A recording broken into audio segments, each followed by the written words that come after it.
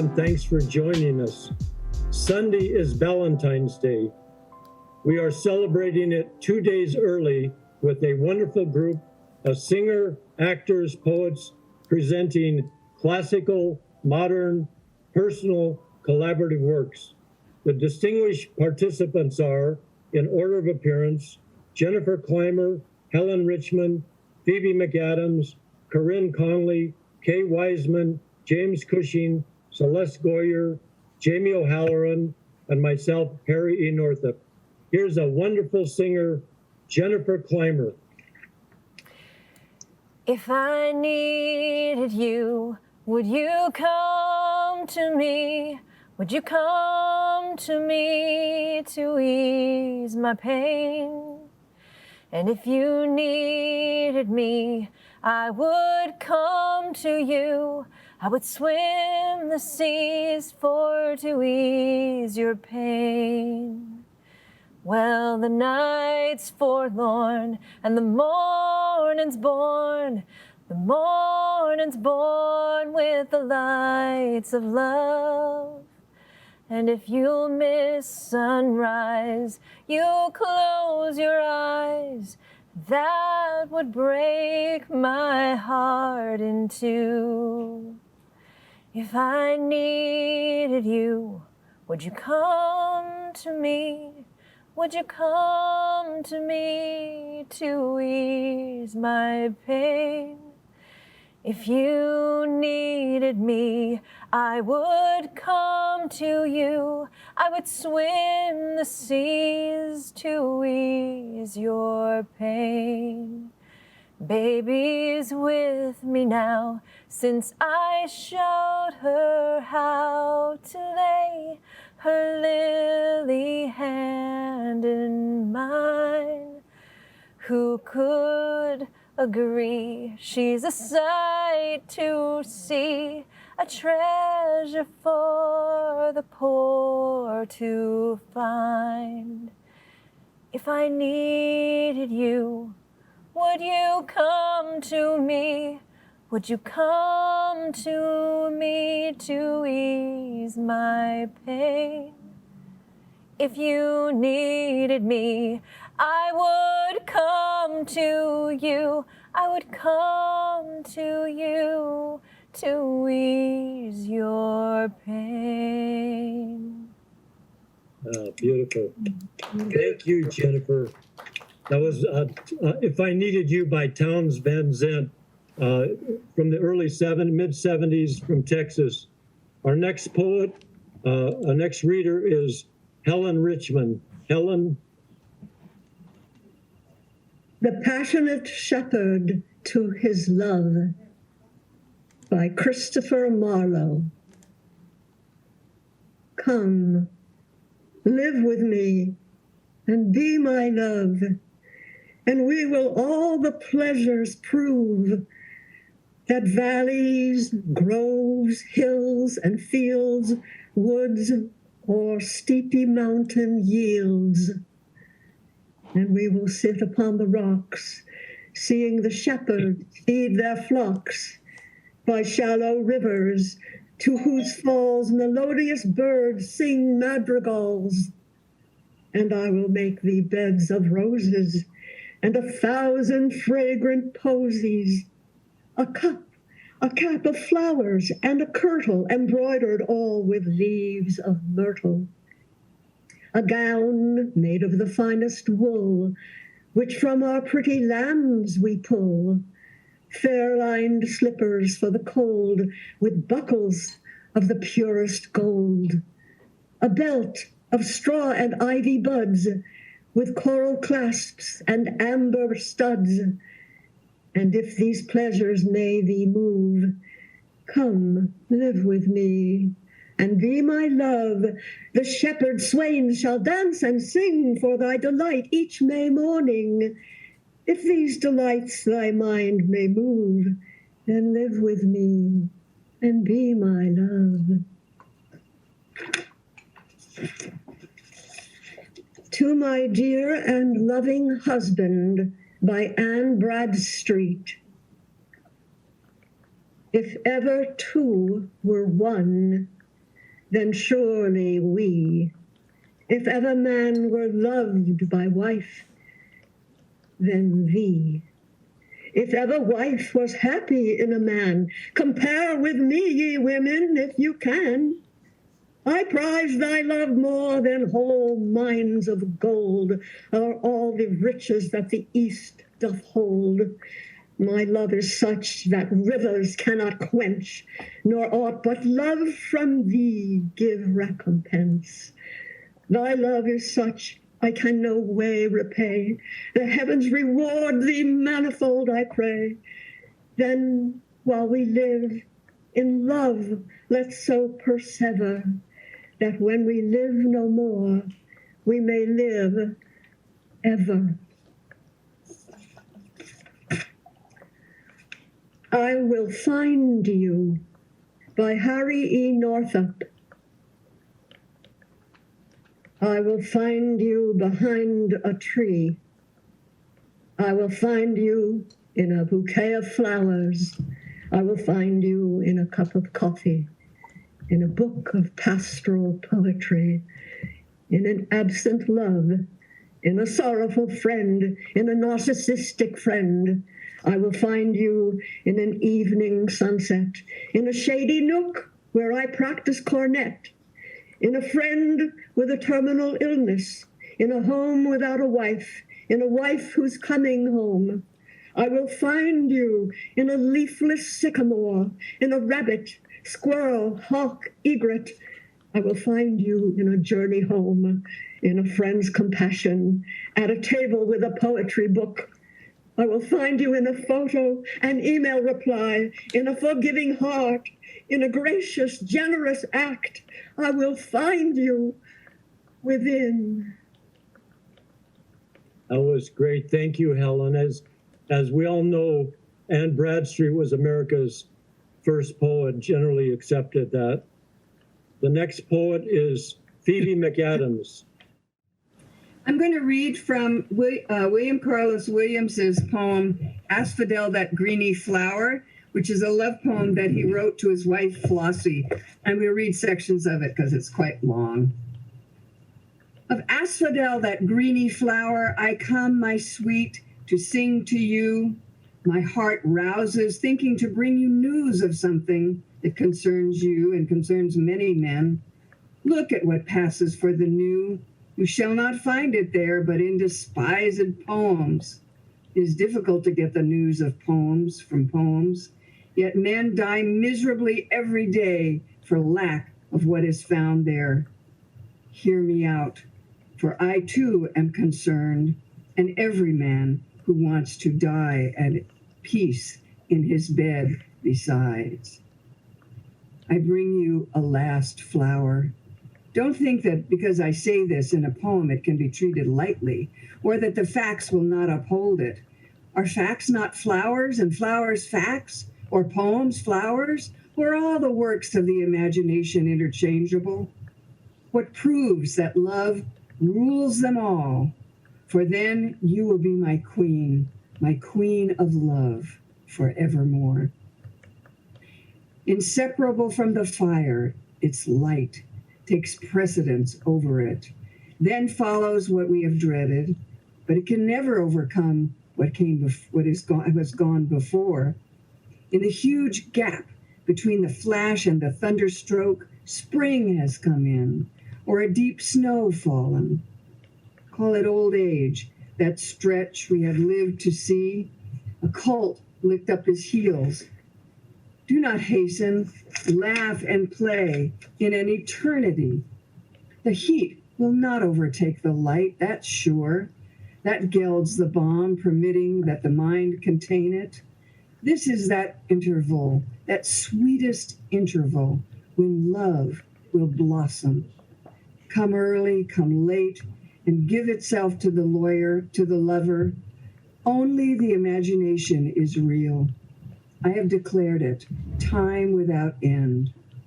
If a man die, it is because death has first possessed his imagination. But if he refuse death, no greater evil can befall him, unless it be the death of love meet him in full career. Then indeed for him the light has gone out. But love and the imagination are of a piece, swift as the light to avoid destruction. And so we come to watch time's flight as we might watch summer lightning or fireflies, secure by the grace of the imagination, safe in its care. For if the light itself has escaped, the whole edifice opposed to it goes down. Light, the imagination, and love in our age by natural law, which we worship, maintain all of the peace, their dominance. So let us love, confident as is the light in its struggle with darkness. The palm goes always to the light. Who most shall advance the light, call it what you may, the light for all time shall outspeed the thunder crack. Medieval pageantry is human, and we enjoy the rumor of it, as in our world we enjoy the reading of Chaucer. Likewise, the priest's raiment, or that of a savage chieftain. It is all a celebration of the light, all the pomp and ceremony of weddings. Sweet Thames, run softly till I end my song, are of an equal sort. For our wedding too, the light was wakened and shone. The light stood before us, waiting. I thought the world stood still. At the altar, so intent was I before my vows, so moved by your presence, a girl so pale and ready to faint, that I pitied and wanted to protect you. As I think of it now, after a lifetime, it is as if a sweet-scented flower were poised and for me did open. Asphodel has no odor save to the imagination, but it too celebrates the light. It is late, but an odor, as from our wedding, has revived for me and begun again to penetrate into all the crevices of my world. That was beautiful, Phoebe. I love that poem. WCW was one of the most important poets of the 20th century. You read it fabulously. Our next reader is Corinne Connolly. I'm going to read Sonnet 147, William Shakespeare. My love is as a fever, longing still. My love is as a fever, longing still for that which nurses the disease, feeding on that which doth preserve the ill, the uncertain, sickly appetite to please. My reason, the physician to my love, angry that his prescriptions are not kept, hath left me, and I, desperate now, approve desire is death, which physic did accept. Past cure I am, now reason is past care, and frantic mad with evermore unrest. My thoughts and my discourse as madmen's are, at random from the truth, and vainly expressed. For I have sworn thee fair, and thought thee bright, who are as black as hell, and dark as night.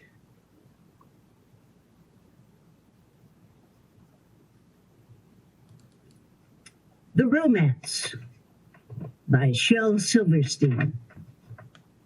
Said the pelican to the elephant, I think we should marry, I do, 'cause there's no name that rhymes with me, and no one else rhymes with you.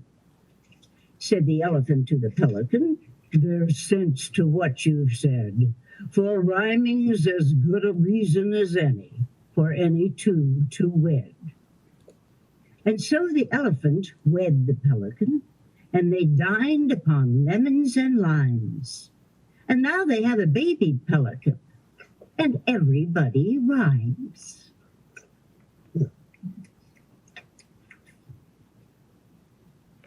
Back a few centuries, to Ben Jonson, to Celia. I sent thee late a rosy wreath, not so much honoring thee as giving it a hope that there it could not withered be. But thou thereon didst only breathe and sent'st it back to me. Since then it grows, it smells, I swear, not of itself, but thee. Drink to me only with thine eyes, and I will pledge with mine. Or leave a kiss within the cup, and I'll not ask for wine. The thirst that from the soul doth rise, and ask a drink divine. But might I of Jove's nectar sup, I would not change for thine. That's beautiful. Thank you, Corinne. Our next reader is Kay Weissman. This is William Shakespeare, and it's Sonnet 18. Shall I compare thee to a summer's day? Thou art more lovely and more temperate. Rough winds do shake the darling buds of May, and summer's lease hath all too short a date. Sometime too hot the eye of heaven shines, and often is his gold complexion dimmed, and every fair from fair sometime declines by chance of nature's changing course untrimmed. But thy eternal summer shall not fade, nor lose possession of that fair thou owest, nor shall death brag thou wanderest in his shade, when in eternal lines to time thou growest. So long as men can breathe, or eyes can see, so long lives this, and this gives life to thee. This is Elizabeth Barrett Browning, Sonnets from the Portuguese. How do I love thee? Let me count the ways. I love thee to the depth and breadth and height my soul can reach when feeling out of sight for the ends of being an ideal grace. I love thee to the level of every day's most quiet need by sun and candlelight. I love thee freely, as men strive for right. I love thee purely, as they turn from praise. I love thee with the passion put to use in my old griefs and with my childhood's faith. I love thee with a love I seem to lose with my lost saints. I love thee with the breath, smiles, tears of all my life. And if God choose, I shall but love thee better after death. And this is from Spoon River Anthology, Edgar Lee Masters, and it's called Epitaphs. At first, you will know not what they mean, and you may never know, and we may never tell you. These sudden flashes in your soul, like lambent lightning on snowy clouds at midnight when the moon is full. They come in solitude. Or perhaps you sit with your friend, and all at once a silence falls on speech, and his eyes, without a flicker, glow at you. You too have seen the secret together. He sees it in you, and you see it in him. And there you sit, thrilling, lest the mystery stand before you and strike you dead with a splendor like the sun's. Be brave, all souls who have had such visions, as your body's alive as mine is dead. You're catching a little whiff of the ether, reserved for God himself. That was terrific. Thank you, Kay. Our next readers are James Cushing and Celeste Goyer from Hollywood. Thank you, Harry. Thank you, Jennifer. Thank you, MPTF. We're going to read collaboratively some poems that were written collaboratively. And we'd like to dedicate our portion of today's reading to the memory of the jazz genius Chick Corea, who passed earlier this week. This poem is called Book of Instruction. Girl child, the walls below you shrink every 7 years like a series of familiar faces. The sun remains dry all day until I add water. I keep hearing invisible animals inside the quote next to my name. They start small, leave us, and join history. Nevertheless, I see a man tomorrow morning at 11 made of paper and cardboard. And in the evening, I'll look for the longest pieces of music from the index under strange and difficult. I'm all out of apologies, but I saw you in a dream wearing white, standing on the roof of a house I used to live in. And I remembered how impossible knowledge has always been, how heavy and bulky the last chapter of its book, how slippery to the touch, and how hard you tried to keep it from slipping out of your hands. Be gentle enough to give it another try. We'll have a picnic on your outstretched hand. This was written on a friend's farm in the Catskills 2 summers ago. This week, I go further toward the goal of my life. Above me hovers Dwayne "The Rock" Johnson, dressed in a white collar, blue feathers, and green glasses like the ones I'm wearing right now. What has he done with the eagles and the trumpets? Where have we wound up heading? I know what I know and what I'm sticking to. Below me, a map that looks like a drawing of a woman wearing a sun hat, walking with a stick. She's seen lions made of ash walk all over people's emotions. They look good from above, but they have a lot of twists inside, and lower teeth, tall as my shoulders, made of ice. We must move carefully on our map.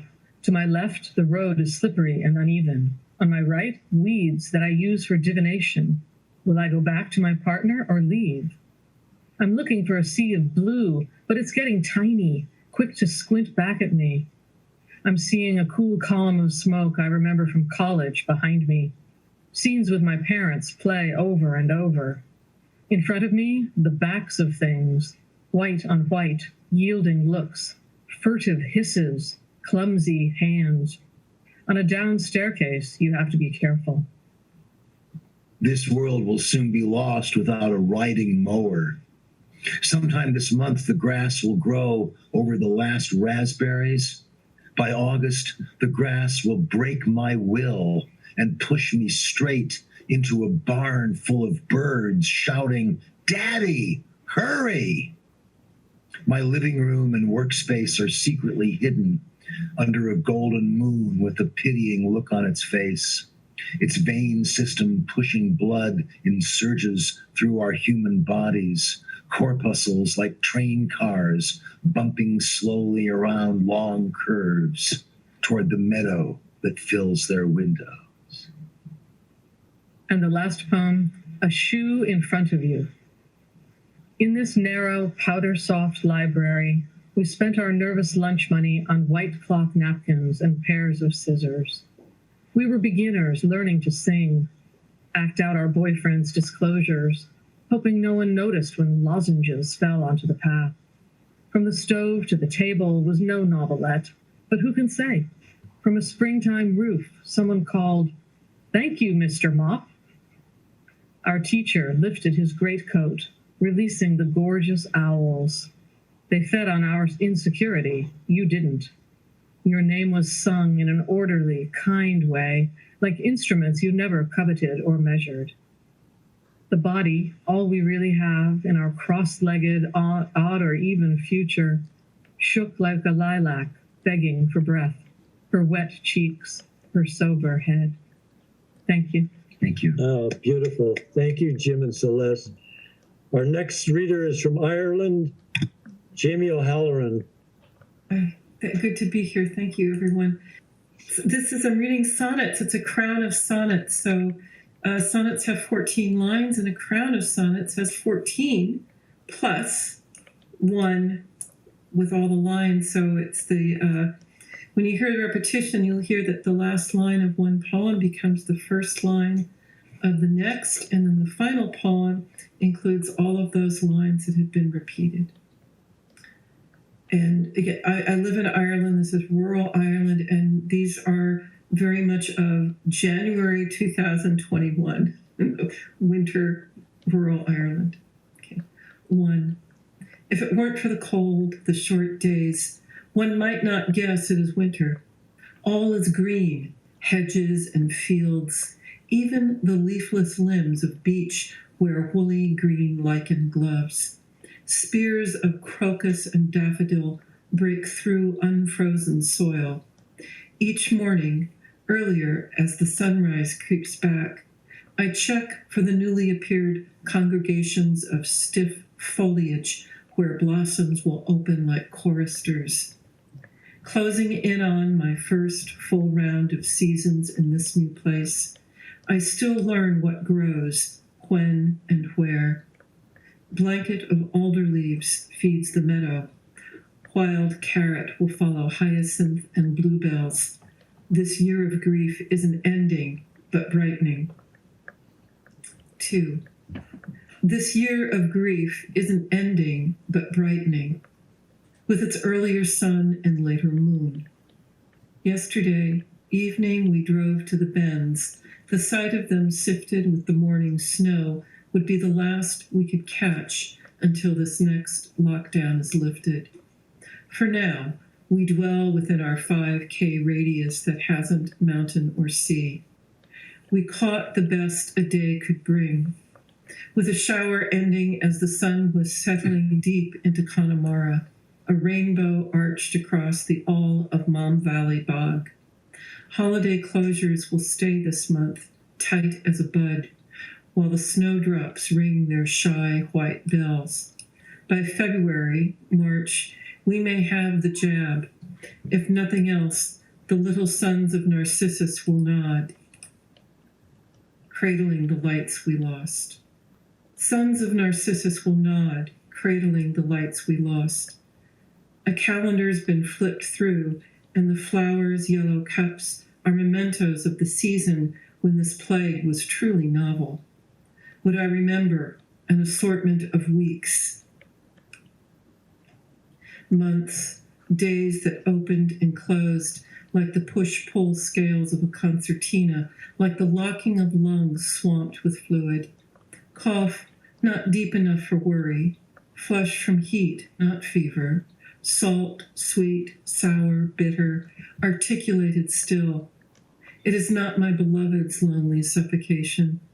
It is the moment when the corps of nurses and doctors abandon one bed for the next, and again, and again. Those wards, more than adequate in winter, all but morgues in March, as we careen into spring, locking down yet again. 4.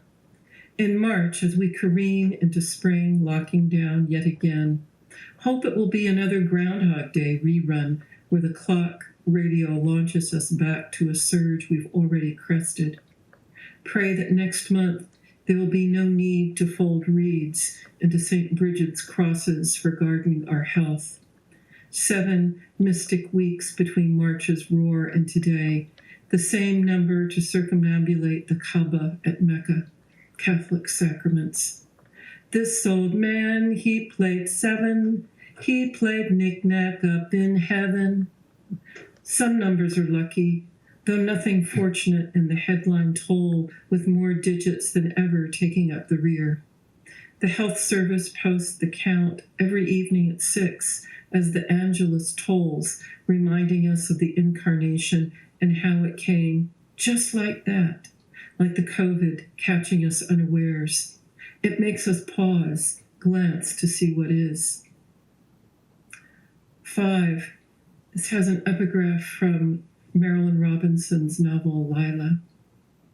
What use was there in calling a day by a certain name, or thinking of it as anything other than weather? It makes us pause, glance to see what is behind the whoosh in the road that could be wind or another engine. The pause brings quick steps to clear the road, or marveling at a branch's nod. It is the same as the last walk or tomorrow's. Night, evening, morning are measures of light marking weather and seasons. Yesterday was wet day, today soft day, a gray one when the lake is the unwooded patch along the horizon seeping into the sky. The earth shows its unharried turn in the ivy, winter heavy with clusters of berries. Wild marjoram has died back. Heuchera is a constellation of rest. Narcissus pokes up, finding nowhere to reflect underground. Come March, see it bloom by the river, head pendant, yellow crown. 6. See it bloom by the river, head pendant, yellow crown. The daffodil, oddly solitaire, bends its glory, an act of humility at crosshairs with that color, chrome, favored by many bees. Is the turning away a ploy?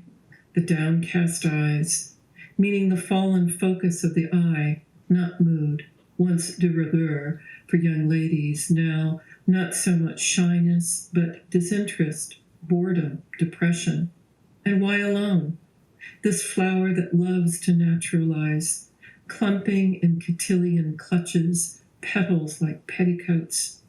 Solo it is on the bank of the River Faw, where salmon leap October and May. No figuring out a flower. Some breeze will shake loose its pollen, and more of its kind may bloom next spring if the groundskeeper will mind the foliage to let it die completely. 7. Mind the foliage to let it die completely. Only then will its purpose, the feeding of future flowers, be fulfilled. Sure, yes, it is unsightly. Limp slag of ribbon, yellowing from green, taking its time to brown and crisp. Lazy rashers in summer's skillet, not sun enough to make them sizzle.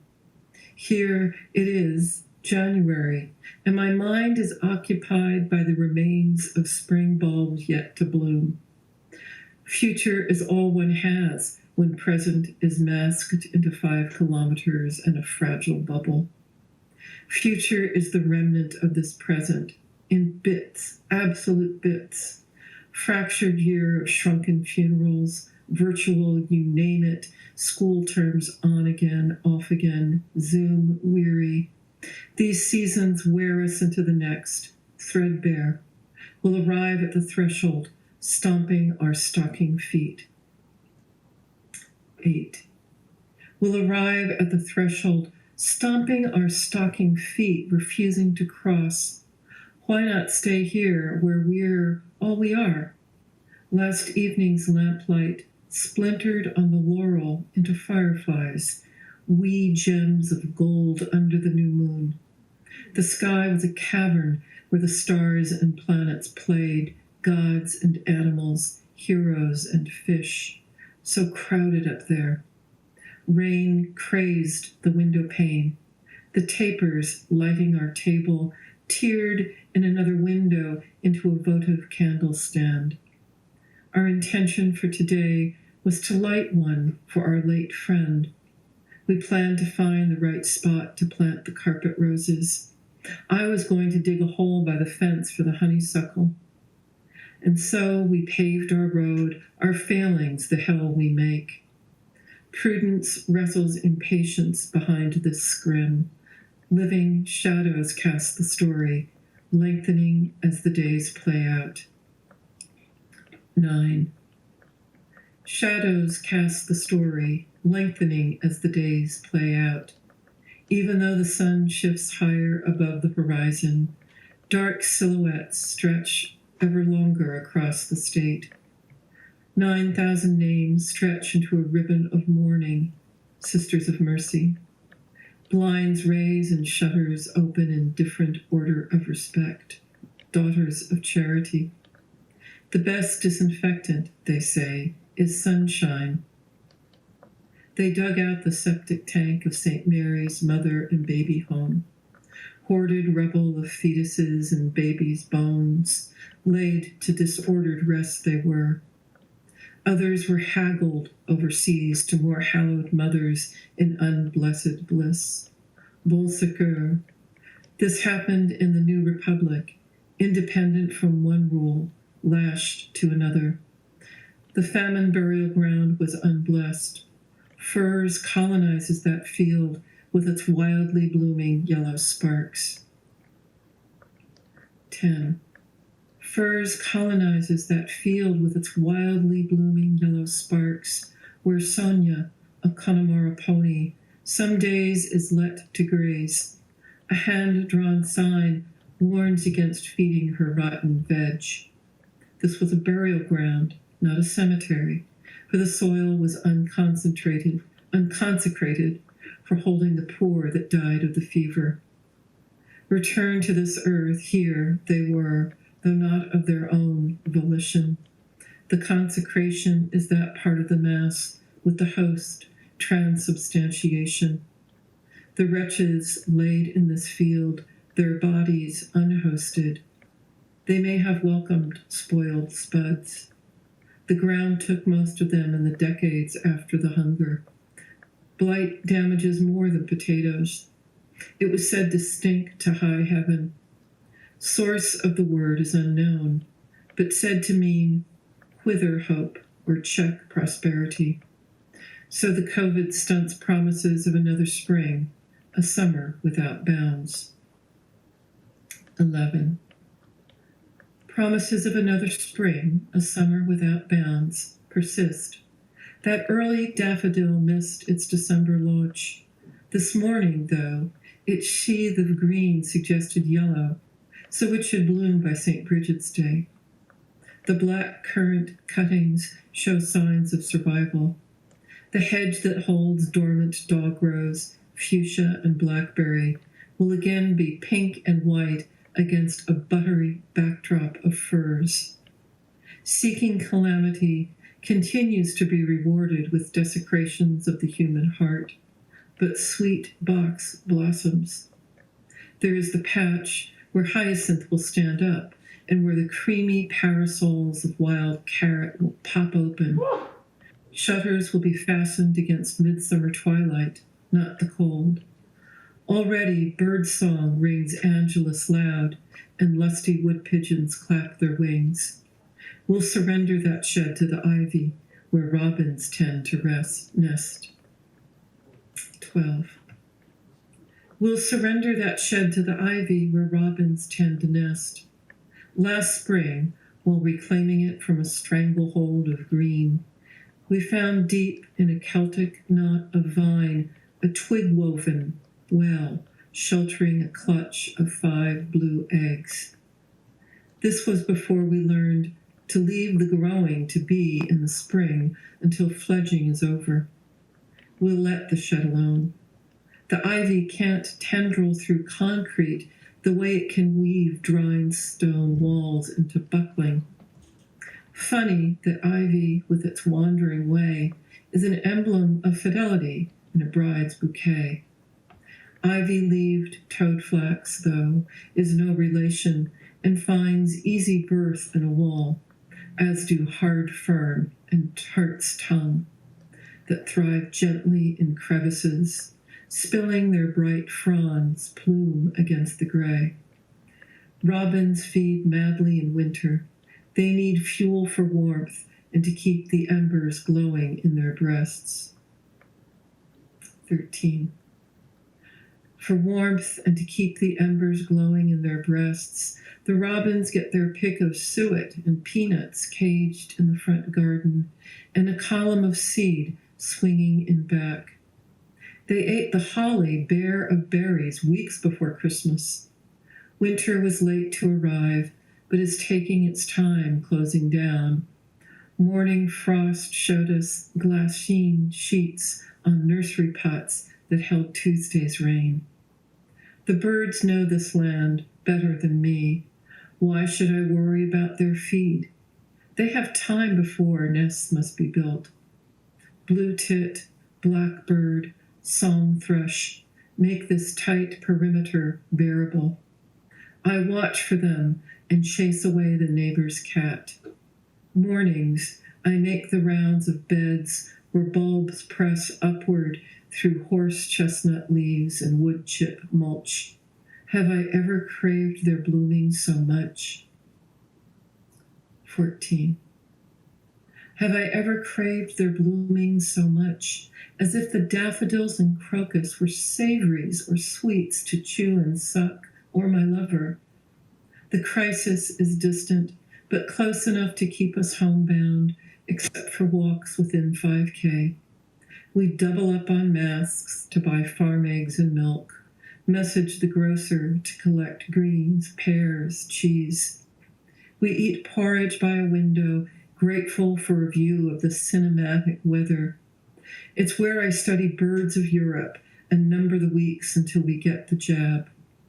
I continue counting snowdrops and wager with myself about which daffodil will open first. I'd live in the garden if it weren't for the cold, the short days. And this is 15, this is the binding, the final.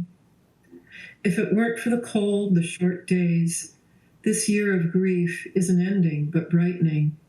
Sons of Narcissus will nod, cradling the lives we lost in March as we careen into spring, locking down yet again. It makes us pause, glance to see what is. See it bloom by the river, head, pendant, yellow crown. Mind the foliage to let it die completely. We'll arrive at the threshold, stomping our stocking feet. Shadows cast the story, lengthening as the days play out. Furs colonizes that field with its wildly blooming yellow suns, promises of another spring, a summer without bounds. We'll surrender that shed to the ivy, where robins tend to nest for warmth and to keep the embers glowing in their breasts. Have I ever craved their blooming so much? Thank you. Thank you, Jamie, for those poignant poems. Before I read my poems, I'm going to just say that thank you all for your support and love of MPTF. MPTF, this is its 100th anniversary, and it's helped thousands upon thousands of people who worked in front of or behind the camera. And your love and the light you have given uplifts us all. There's a lot of beauty on the screen today, in the words and in the readings. So I'm very touched by all of your readings, and thank you all very much. This poem is Love Poem to MPTF. Sitting in the Roddy McDowell Rose Garden, I see a bubbling pool, sunlight on benches, tree with red leaves, circles, statues, plaques, roses of many colors surround me. If there is a place more peaceful on earth, I don't know it. More cooperative, helpful, harmonious, I am unaware. Greenery, lit paths, hands like waterfalls reach out to help. Hands like pillows protect the fall. Within white roses, a found home.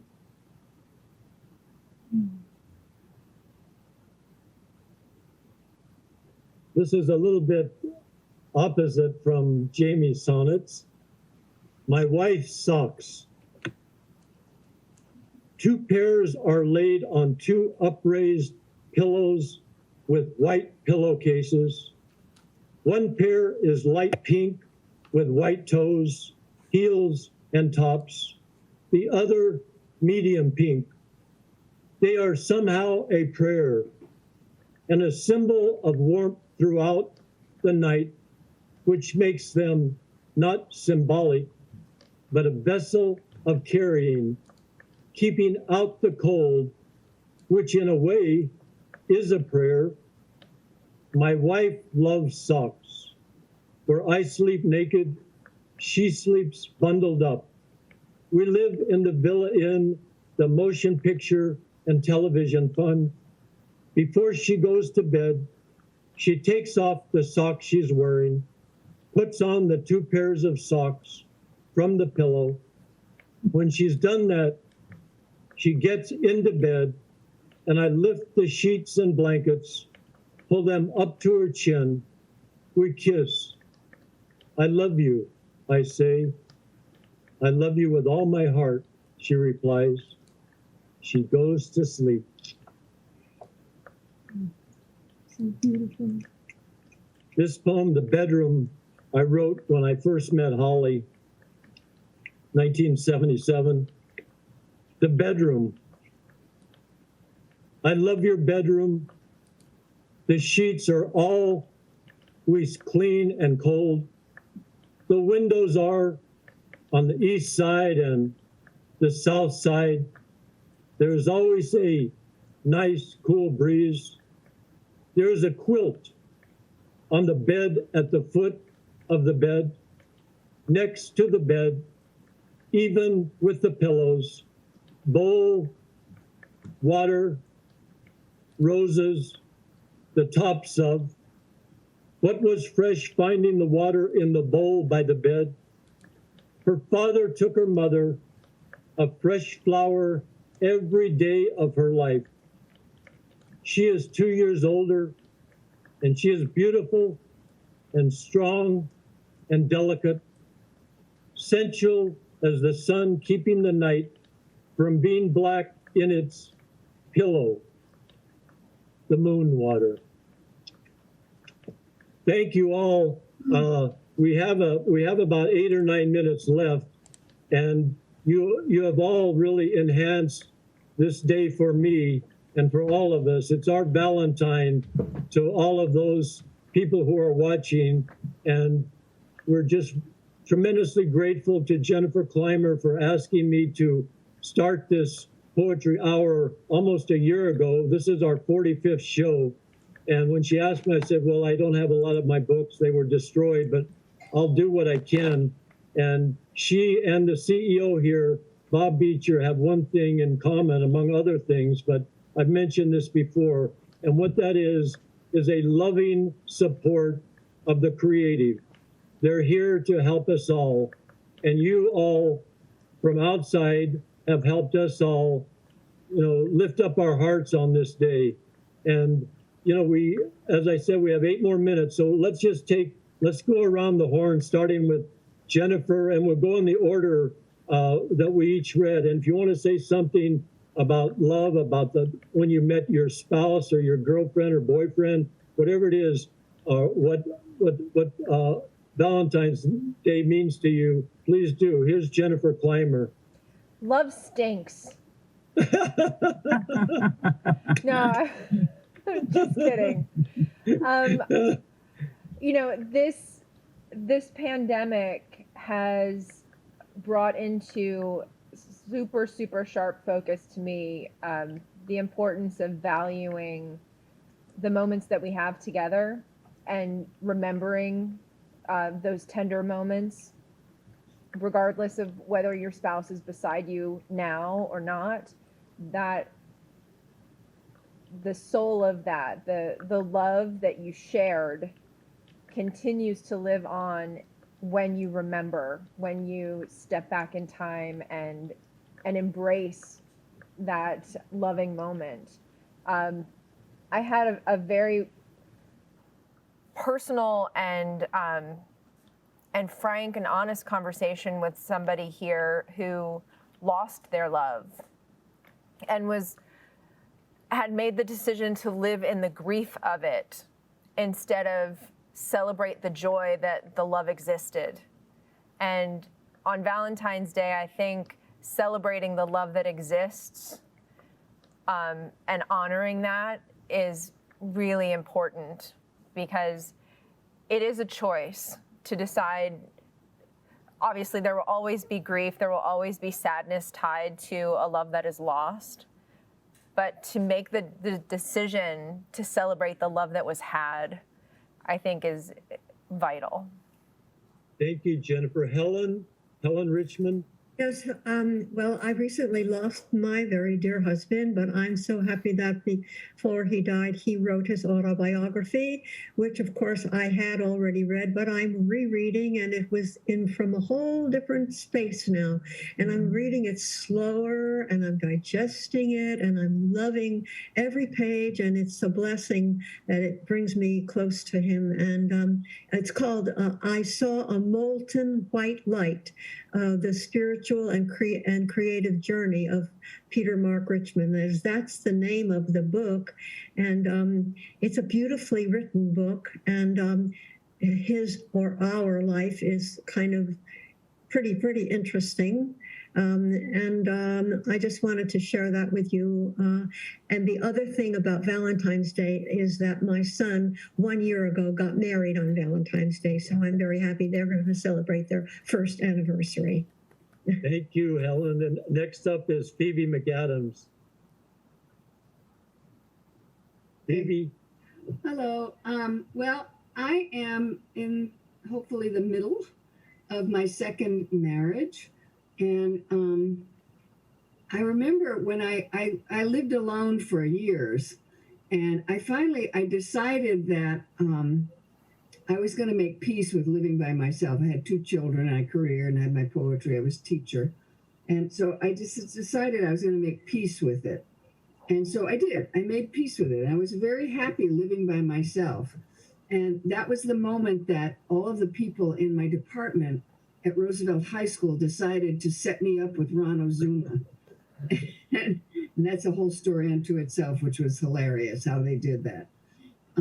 So Ron and I fell in love very quickly. He proposed to me 2 weeks after we met, and we are now we're about to celebrate. We got married in 1995, so we're been married many years. And I think there's something about a second marriage, particularly when you never thought you were going to have a second marriage, that makes you incredibly appreciative and fortunate. I feel very fortunate to have this. And this love instructs my every day. So it is a joy. My mother refused to celebrate Valentine's Day. She thought it was a total hype. And I know it's a total hype, but nevertheless, I like Valentine's Day. Thank you, Phoebe. And Corinne Conley. This was a lovely Valentine's Day. It was nice, Harry, to hear your poems, which I've read, but to hear them spoken was really beautiful. I'll get that book out again, yes, because they were really lovely. And our friend from Ireland, how nice! Thank you for coming. I noticed that she mentioned COVID, so they too are, I guess, living under the same strain that we are here. But it was so interesting, that form of sonnets. Truly, I didn't quite get what it was called, but it was very interesting. You just love it when the line is picked up for the next sonnet, that you're going to continue with that. And I do hope that, I'm sure that spring will break through beautifully in Ireland, just like it always does, very soon. Thank you for joining us. Thank you, Corinne. And next up is Kay Weissman. I got married when I was 58 years old, and my husband was 70. But we were lucky enough to have 20 years together. And because I was so much older, and because this was a second marriage for him, his wife had died, every day was kind of like Valentine's Day, because we knew the time was short. So he passed away 5 years ago, and he's with me every day. So that's what love is. And this was lovely to share all of this with you. Thank you, Kay. And next is James Cushing and Celeste Goyer. On our very first date, we made arrangements to have a second date the day after. And on our second date, which was at a concert by a musical group that we found moderately interesting, Celeste Well, what did you do, darling? They'd given us a little piece of paper involved in some voting exercise, and so I just wrote the first line of a poem, something about an apple. It's just an instinct because he was obviously getting bored, and I handed him the pencil. Our first collaborative poem was on our second date. We've written over 70 now. So, in terms of discovering love, I think that was Kiss Me Baby. Yeah. That's the whole thing about the movies. Show, don't tell. Well, thank you, Jim and Celeste. And our last person to speak is Jamie O'Halloran. Yeah. Oh God, it's wonderful hearing everybody. You know, we this isn't my first marriage, and I got married. It wasn't brand new for us. We weren't real young, so I think that had something to do with it. But my husband, we've been married together about 13 years, and you know what I say to him almost every day. You know, I wouldn't want to be in lockdown with anybody else. You know, I mean, we moved countries. We left Los Angeles just as the lockdown happened. So it's a real interesting way of getting into a new culture and everything. But it's love is how you treat everybody every day, and when there's some candles and other things going along with it, it's good too. It's great. So. Thanks, Harry. Thank you, Jamie. And do we have 1 minute left, Jennifer, or are you going to your next show? We have a minute left. Our next show is a lovely game that we play on Thursdays normally. The people from Trailer Park are volunteering to play Mafia with us today. It's a killer game that we are changing to be Valentine's Day themed. So instead of Mafia, you're going to be Cupid. As everyone starts to gather, let's wrap up the poetry hour. And so, yeah, we've got another couple of minutes, Harry, please. Okay, for me, Lee Hickman, who was one of the better poets that come out of LA, he kept telling me about this book, Feast, and it was written by Holly Prado. And I knew who she was, but I didn't know her. And I thought, oh, it sounds too feminine for me, too intricate, too circular. And then I read it, and I fell in love with her writing. So my son and I took a dozen red roses to her house. She was living on Russell, and she lived upstairs. Well, I put it at the wrong door downstairs. The woman downstairs took it up to her, and then we talked on the phone, and we went out on a date. And right before we met, we were at a poetry at a bookstore in West LA, Papa Bach, and we had both had poetry published in its magazine, Baki. And she told me later, she said, I noticed Harry Northup just kept looking at me and circling me. So that was the beginning. And I always tell her, or I did tell her, I used to tell her, I'm glad you chose me.